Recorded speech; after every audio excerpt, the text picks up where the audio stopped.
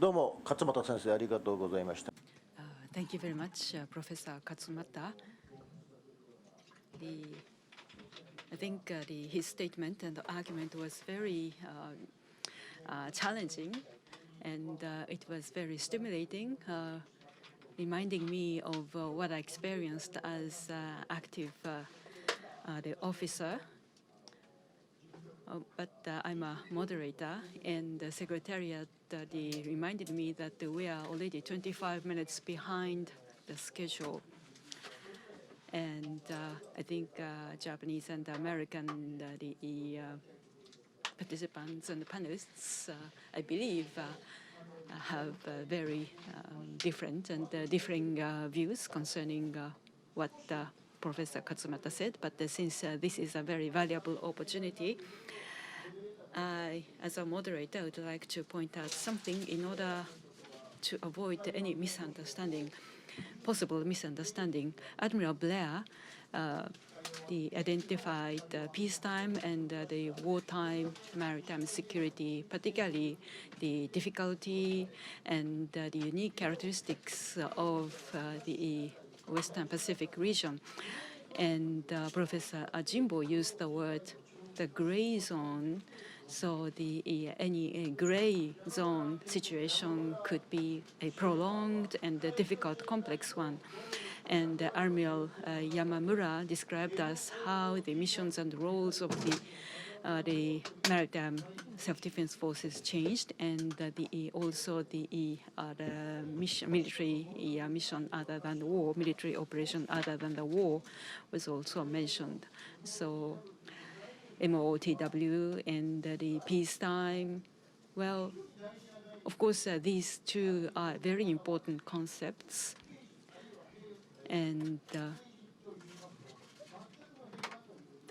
peacetime can mean a totally peaceful situation for some people, but for American security professionals, the peacetime can include a relatively highly intensive conflict or such similar situations. So we need to have a concept of gray zone here. Otherwise, we might end up misunderstanding describing the situation, the same situation, but described in different ways. So the situation short of war, and even a warlike situation, shouldn't be forgotten in discussing the security operations. Admiral Blair, would you please make some comments on this?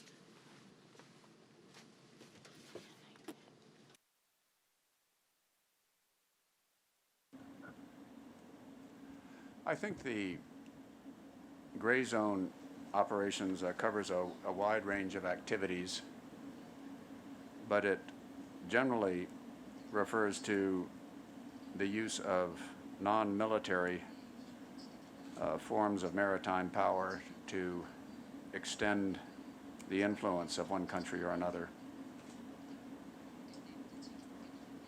Military forces often are over the horizon when gray zone activities take place. We saw that, for instance, in the Scarborough Shoals confrontation of several years ago.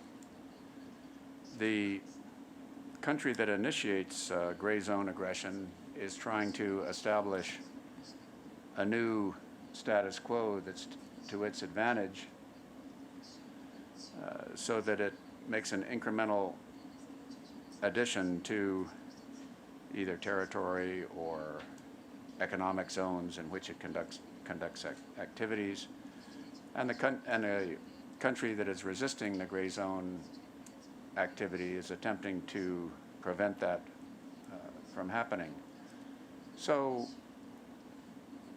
quite a bit depends on the actual nature of the activity itself, and there are not really very well-defined rules for how this is done.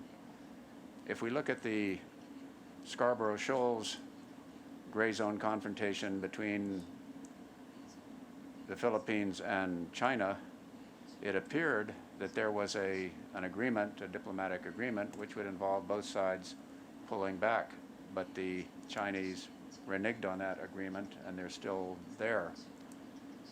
If we look at the gray zone action by the Chinese commercial drilling vessel, accompanied by many Chinese fishing vessels, the drilling vessel left earlier than it had attended. Nothing is left behind. It was simply a one-time demonstration that lives on in the memory, but did not result in actual influence. If you look at the Chinese enlargement and equipment of the islands in the Spratlys that they have recently been developing, then there is an actual gain in influence and areas by China.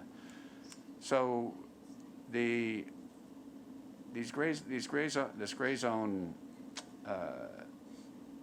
activity is generally small in steps. It generally does not have the stature of military increases in capability. And either it is increasing the influence and power of a country, or else it's providing a stronger basis for later negotiations.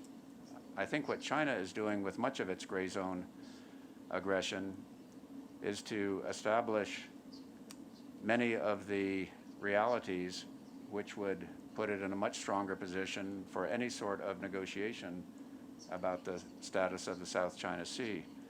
Generally, the criteria for such a negotiation have to do with capability, administrative frameworks, law enforcement capability, and the actual occupation of features. And what China is doing is gradually building up a case that it, in fact, has the capability to administer all of the South China Sea, and therefore should have sovereignty over it. So it's a long-term gain with short-term episodes that sometimes are permanent and sometimes are not.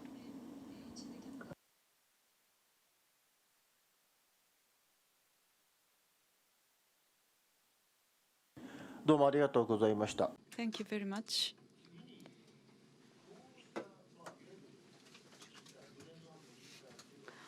Now, in such gray zone situations, capacity building for the countries facing South China Sea is particularly important, as other panelists stated.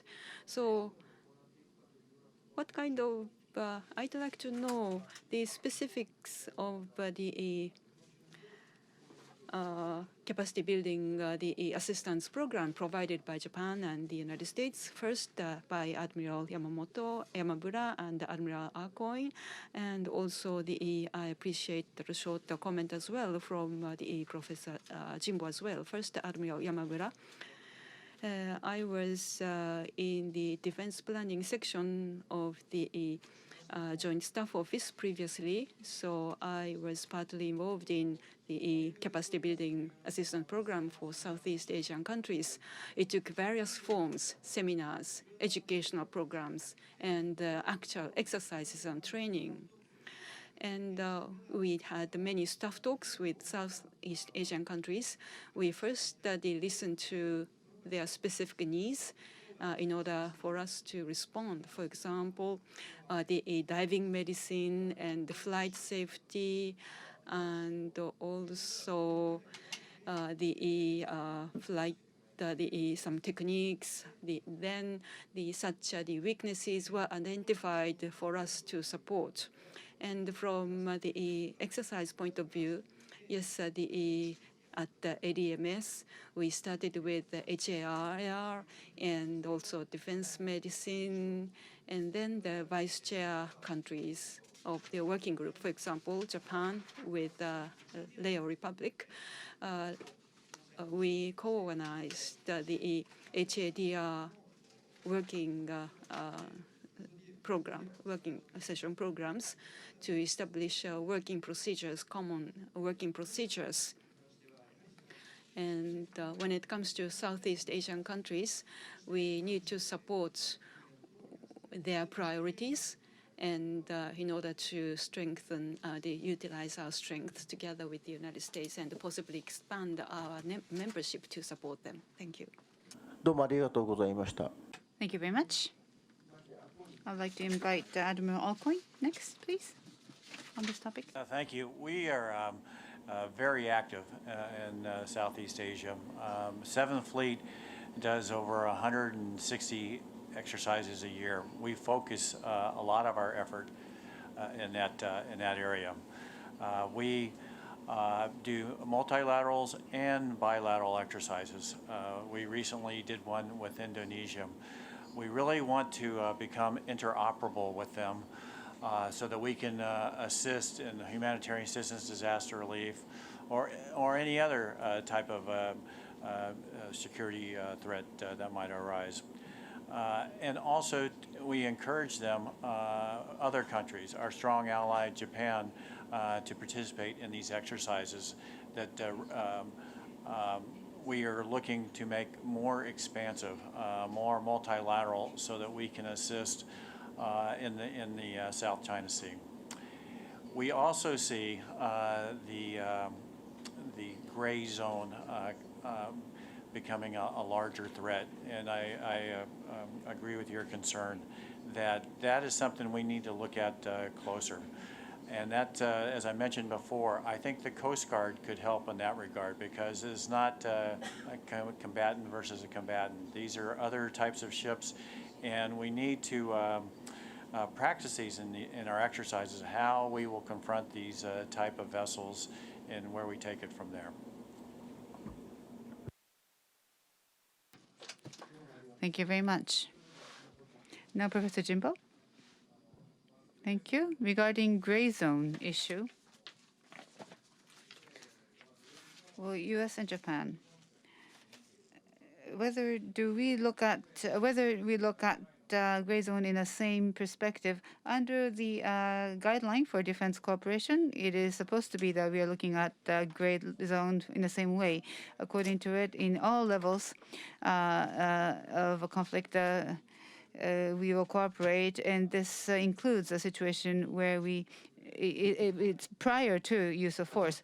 So gray zone is included in the cooperative action. That is actually a pillar of this guideline. However, if you specifically look at the action items, of course, asset protection and the ASAR, that kind of a capability were expanded in peacetime. And as Professor Katsumoto mentioned, there's of course going to be expansion of cooperation. But regarding gray zone and how the two countries cooperate, that guideline is not clear on that. So what kind of escalation management are we going to take? This is something that both countries would have to discuss going forward. So that's a remaining issue for the two countries. That's how we deal with a gray situation. And as Admiral mentioned, the primary actor of gray zone is non-military entities. It may be law enforcement entities, police, the Coast Guards, and so on, naturally. However, the issue is, if the situation is prolonged and becomes very serious, the policing capabilities may not be able to deal with the situation. And that is the issue before us. So there may be a bottom-up approach, that is to escalate the policing capabilities to military capabilities, and also a top-down, that is the military capabilities coming down to the policing capabilities. Now, on this particular issue, the maritime policing and the security or maintenance or protection activities is how we are going to deal with it under the new security law. But this legal basis from bottom up, from policing capabilities to military capabilities, that is still not identified. So So what kind of escalation management are we going to do in Japan? And how about the United States? At what level of gray zone is America going to get engaged? That is still a pending issue that needs to be addressed. And this is not just for US and Japan, but also applies to Southeast Asia. So how we consider this is very critical to us now. Thank you very much.